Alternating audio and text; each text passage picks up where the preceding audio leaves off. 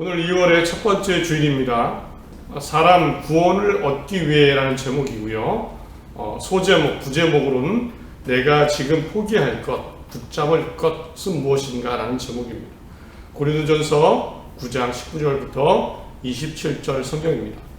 오늘 성경 본문은요, 고린도전서에 기록된 2000년 전의 인물입니다. 바울이라는 사람이 쓴 편지입니다. 유대인이었고 로마 시민이었습니다. 이 바울이라는 한 사람이 고린도 교회에 쓴 편지 중에 하나가 고린도전서입니다. 그래서 바울이라는 사람이 썼기 때문에 그 내용들 중에는 지금 맞지 않는 것, 좀 의아한 것들도 있습니다.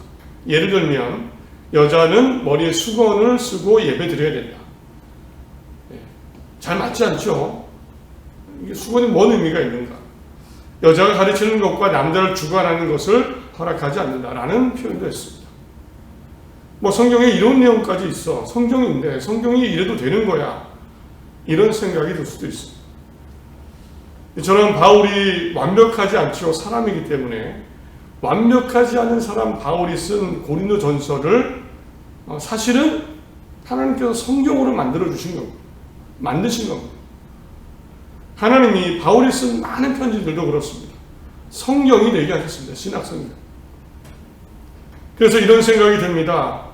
아니 예수님도 아닌 불완전한 인간 바울이 쓴 편지 성경이 되게 하신 것 이유가 있을 것이다. 분명히 이유가 있을 것이다. 이런 생각을 하면서 결국 이런 생각으로 나아갑니다. 불완전하고 연약한 그럼에도 바울의 편지를, 신앙의 편지를 성경이 되게 한 것은 이 바울의 삶을 통해 성도의 삶이 어떤 것인가를 보여주려고 하시고, 불완전한 인간이 하나님이 인정하시는 성경적인 삶을 살았던 사람이 바로 바울입니다. 그건 아주 완벽하지 않습니다. 그러나 그럼에도 하나님이 다른 사람에게 성도는 이렇게 살아야 된다, 구원받는 사람은 이렇게 살아야 된다, 자신 있게 보여줄 수 있는 사람 바울의 삶이었고 그의 가르침과 가치였습니다. 그것이 바울이 쓴 편지에 잘 나타나죠. 그래서 하나님은 이렇게 살아야 됩니다. 성도는 이런 가치를 갖고 살아야 됩니다. 이것을 마치 모델처럼 예로 주시고 성경이 되게 하심으로 우리에게 알려주신다고 믿습니다. 완벽하지 않은 바울이 이렇게 살았듯이 성도는 이렇게 살아야 된다. 완벽하지 않고 연약한 인간 바울이 성경적인 삶을 살았다면 우리도 살 수 있다. 이렇게 사람이 사는 길, 구원을 얻는 길, 그 길을 바울을 통해, 바울의 서신서를 통해 성경이 되게 하시고 우리에게 알려주고 계십니다. 사실 누구나 어떻게 살아야 될까 고민을 합니다. 어떻게 사는 것이 정말 당당하게 사는 것인가, 바르게 사는 것인가, 좋은 삶인가, 누구나 고민을 합니다. 최근에 한 청소년을 만났는데요, 같이 밥을 먹으면서 이야기를 나눴습니다. 아직 고등학생인데 고민이 많습니다. 여기저기 들려오는 이야기, 보이는 현실, 뉴스 이야기, 공부나 직장이나 이런 얘기를 많이 듣겠죠. 벌써부터 고민합니다. 어떻게 살아야 될지, 어떻게 살아야 될까, 난 과연 잘 살 수 있을까. 아이만의, 청소년만의 고민이 아니고 성인이 되어도 똑같은 고민을 합니다. 인생의 순간순간, 특히나 어려움이 있을 때 나는 어떻게 살아야 될까? 어떤 중요한 순간이 올 때 나는 어떻게 사는 것이 당당하게 살 수 있는 것인가? 삶에 대한 고민, 방향에 대한 고민을 하게 됩니다. 오늘 그래서요, 고린도전서 9장입니다. 이 9장을 통해 바울의 가치, 바울의 삶을 통해 우리에게 보여주십니다. 이렇게 살면 돼. 떳떳하고 당당하게 살 수 있어. 이것이 사람이 살아야 될 인간의 목표야. 라고 알려주시는 내용들을 함께 나누겠습니다. 고칠 것은 고치고, 버릴 것은 버리고, 붙잡을 것은 붙잡기 바랍니다. 성장시킬 것 성장시켜야 됩니다. 그래서 내 삶이, 내 형편이 어떨지라도 바울처럼 하나님이 기뻐하시는, 하나님이 함께 하시고 정말 구원이 있는, 구원의 승리자가 되는 그런 삶을 살아가는 모두가 되시기를 간절히 바랍니다. 바울이 자신의 삶을 이야기하게 된, 내 삶의 가치, 목표를 이야기하게 된 아주 중요한 계기가 있습니다. AD 55년경 바울이 세 번째 전도 여행 중이었습니다. 3년간 에베소에 머물면서 사역을 했습니다. 그런데 이 에베소의 이곳에서 바울은 아마 4, 5년 전쯤에, 몇 년 전쯤에 세운 고린도 교회, 이 교회의 소식을 듣게 됩니다. 그 소식이라는 것은 이 교회에 문제가 많다는 거였습니다. 불과 몇 년 전만 해도 건강하고 굉장한 사랑이 가득한, 은혜가 가득한 교회였습니다. 그런데 그 몇 년이 지난 다음에 문제들로 가득했습니다. 교회 안에 파벌이 생겼습니다. 나는 누구를 따른다, 누구를 따른다. 결혼 문제, 독신 문제, 이혼, 재혼, 음행에 관한 문제들이 들려왔습니다. 우상의 재물을 먹어야 되냐 말아야 되냐, 이것으로 갈등이 일어났습니다. 심지어는 애찬과 성찬을 하는데 또 갈등이 일어나고 서로 상처 줍니다. 먼저 온 사람이 다 음식을 먹어버리고 늦게 온 사람은 마음이 아프고 상처받고 여러 가지 이야기를 듣게 되면서 바울은 이제 고린도 교회의 문제를 해결해야 됩니다. 고린도 교인들은 들에게 바른 삶, 바른 신앙, 바른 공동체를 인도하기 위해서 이제 조언을 해야 됩니다. 이 조언을 하기 위해 바울이 택한 방법이 있는데요.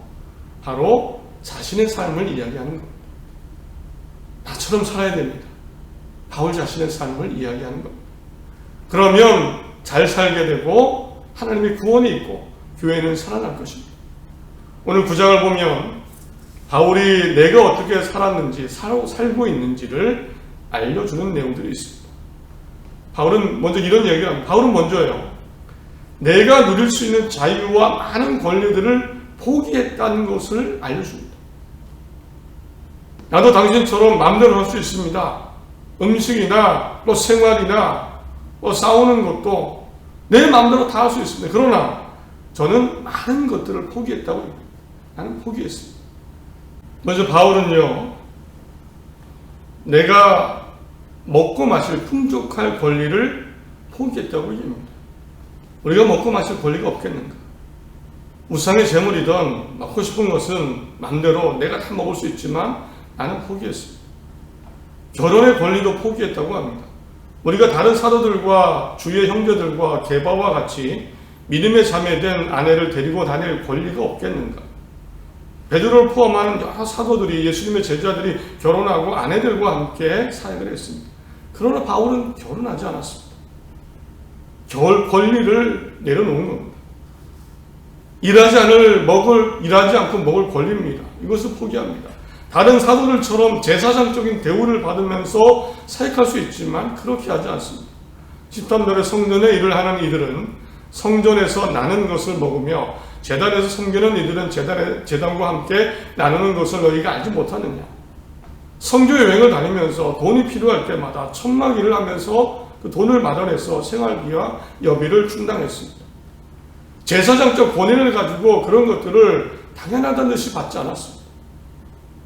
15절, 그러나 내가 이것을 하나도 쓰지 아니하였고 하나도 안 썼습니다. 풍족하게 먹을 권리, 마음대로 할 권리, 결혼할 권리, 일하지 않고 누릴 수 있는 권리, 받을 권리, 이런 것들을 하나도 쓰지 않았습니다. 나는 그 자유와 권리를 내려놓았습니다. 라고 편지했습니다. 그러나 반대로요, 많은 것들을 포기했지만, 내려놓았지만 절대 포기하지 않고 붙잡은 것이 있다고 또 얘기합니다. 그것은 먼저 사람입니다. 음식도, 편안함도, 결혼도, 합당한 보수도 다 내려놓았습니다. 그러나 반대로 사람만큼은 절대 포기하지 않았습니다. 사람은 얻고자 했습니다. 다른 것은 다 내려놓지만 사람은 내가 얻어야 됩니다. 메맞고 배고프고 죽음의 위협 속에서도 3번 전도 여행을 다닌 이유는 바로 사람을 얻고자 합니다. 사람을 얻기 위해서 바울은요, 정말 노력했습니다. 모든 것을 내려놓았습니다. 마치 카멜레온처럼. 19절 내가 모든 사람에게 자유로우나 스스로 모든 사람에게 종이 된 것은 더 많은 사람을 얻고자 합니다. 종처럼 살았습니다. 20절 유대인들에게 내가 유대인과 같이 된 것은 유대인들을 얻고자 하며 유대인들에게는 유대인처럼 율법 아래에 있는 자들에게는 내가 율법 아래에 있지 아니하나 율법 아래에 있는 자같이 된 것은 율법 아래에 있는 자들을 얻고자 합니다. 어떻게 해서든 사람을 얻고자 했습니다. 율법을 모르는 이방인들에게도 그랬습니다. 21절 율법이 없는 자에게는 내가 하나님께는 율법이 없는 자가 아니요 도리어 그리스도 율법 아래에 있는 자이나 율법 없는 자와 같이 된 것은 율법 없는 자들을 얻고자 합니다. 22절 약한 자에게도 그랬습니다. 약한 자를 얻고자 했습니다. 약한 자들에게 내가 약한 자와 같이 된 것은 약한 자들을 얻고자 합니다. 내가 여러 사람에게 여러 모습이 된 것은 아무쪼록 몇 사람이라도 구원하고자 합니다. 사람을 얻고자 했습니다. 다 내려놓아도 포기해도 사람의 가치, 사람은 얻고자 했습니다. 사람은 포기하지 않고 얻고자 했습니다. 사람을 얻고자 한 궁극적인 이유가 있죠. 또 하나 정말 강하게 붙잡은 것 바로 구원입니다. 바울이 붙잡은 것 사람과 구원입니다. 그 사람의 구원 그리고 바로 나 자신의 구원입니다. 바울은 자신의 구원 순간을 승리자, 우승자의 삶이라고 얘기합니다. 24절 25절에 운동장에서 다른질하는 자들이 다 달릴지라도 오직 상을 받는 사람은 한 사람인 줄 너희가 알지 못하느냐. 너희도 상을 받도록 이와 같이 다른질하라. 이기기를 다투는 자마다 모든 일에 절제하나니 그들은 썩을 승리자의 관을 얻고자 하되 우리는 썩지 아니할 것을 얻고자 하라. 절제하고 복음을 전하고 거룩하고 사랑하고 내 자유를 함부로 사용하지 않고 권리를 내려놓으면서까지 구원을 붙잡았습니다. 내 인기나 권력이나 돈이나 성공이 아니라 사람들의 구원, 나의 구원을 붙잡았습니다. 정리해보면 이렇습니다. 바울의 삶은 이렇습니다. 고린도전서 9장을 통해 바울의 고백을 통해 알게 되는 성도의 바른 신앙과 삶의 방향, 목표를 이렇게 정의할 수 있습니다. 사람과 구원을 얻기 위해 사는 삶. 내 자유와 권리를 다 사용하지 않고 절제하고 사랑하고 거룩하고 선하게 살면서 다른 사람과 나라는 사람을 구원하며 구원을 위해 사는 삶. 이것이 고린도전서 9장 바울을 통해 보여주시는 다른 사람의 삶입니다. 사람을 얻고 그 사람의 구원을 위해 또 나의 구원을 위해 그것을 목표로 살아가는 삶이 가치 있고 당당한 삶이라고 바울을 통해 알려주고 계십니다. 바울은 구원을 얻었습니다. 많은 사람이 구원을 얻었습니다. 하나님이 기대하시는 겁니다. 우리에게 모든 사람에게 기대하시는 모습입니다. 이제 바울의 삶의 이야기를 들으면서 하나님의 말씀입니다. 성도는 이렇게 살아야 됩니다. 세 가지로 생각해 보게 됩니다. 첫째는요, 나는 사람을 얻는 삶을 살고 있는가? 다른 사람에게 나는 어떤 모습으로 보여줄까? 나를 보고 다른 사람이 구원을 얻는가? 나는 다른 사람을 얻는 삶, 그들을 구원으로 인도하는 삶을 살고 있는가? 사람이 나에게 얼마나 중요한가? 사람을 얻기 위해 잘못을 방치하고 죄를 참아주고 모른 척하고 이런 이야기가 아닙니다. 남 의식하고 그렇게 살라는 의미가 아닙니다. 바울이 말한 종이 되고 유대인이 되고 이방인이 되고 약한 자가 된 것은 그 사람을 얻어서 구원시키기 위해서, 그래서 섬기고 돕고 배려하고 선함으로 다가가는 것을 말합니다. 사람을 얻는 겁니다. 생각해 보시기 바랍니다. 나는 사람을 얻고 있습니다. 내 주위에 사람이 옵니까? 나를 보고 예수님을 보고 하나님을 발견합니까? 그래서 하나님이 사람 한 명 얻었다, 구원했다, 이런 모습이 내 삶을 통해 나타납니까? 한번 생각해 보시기 바랍니다. 나는 사람을 얻는 삶을 살고 있는 것. 또 하나 생각할 것이 있습니다. 나는 정말 바울처럼 구원을 가장 중요한 목표로 살고 있는 것. 내가 복음을 위하여 모든 것을 행함은 복음에 참여하고자 합니다. 내가 내 몸을 쳐 복종하게 하면 내가 남에게 전파한 후에 도리어 버림을 당할까 두려워합니다. 바울이 가장 두려워했던 것 중에 하나, 나는 버림받는 거 아니야.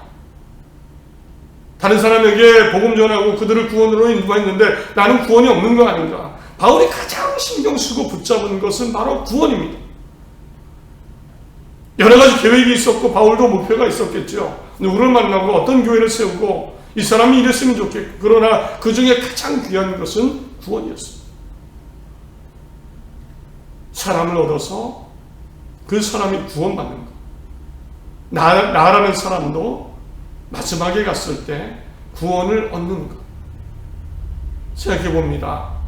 나에게 구원을 얻는 것이 가장 큰 목표입니다. 구원을 얻기 위해 살고 있는 것. 세 번째 생각해 보시기 바랍니다. 사람을 얻고 이렇게 구원을 얻기 위해 지금 그렇다면 내려놓아야 되는 것이 무엇일까? 사람은 붙잡고요, 얻어야 되고 얻기 위해 살아야 되고 구원도 붙잡아야 됩니다. 그러나 이것을 위해서 내가 내려놓아야 될 것은 무엇일까? 바꾸어야 될 것은 무엇일까?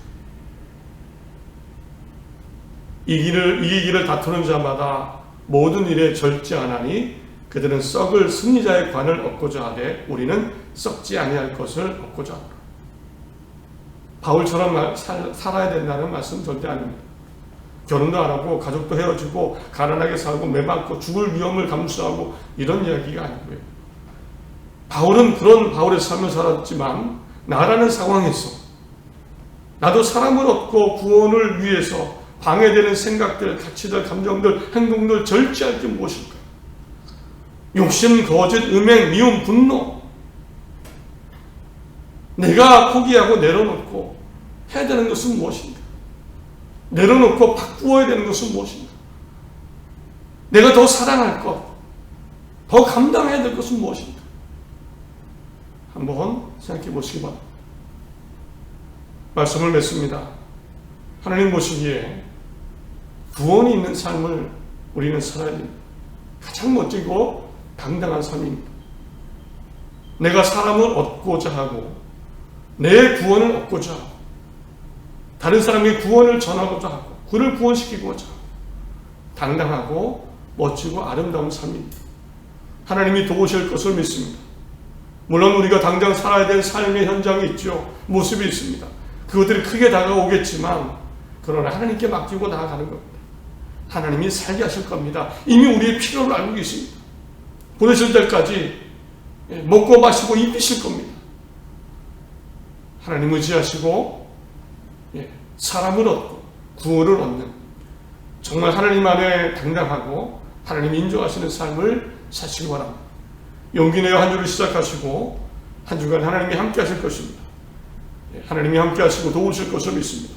힘있게 사람과 구원을 위해 살아가는 모두가 되시기를 간절히 바랍니다.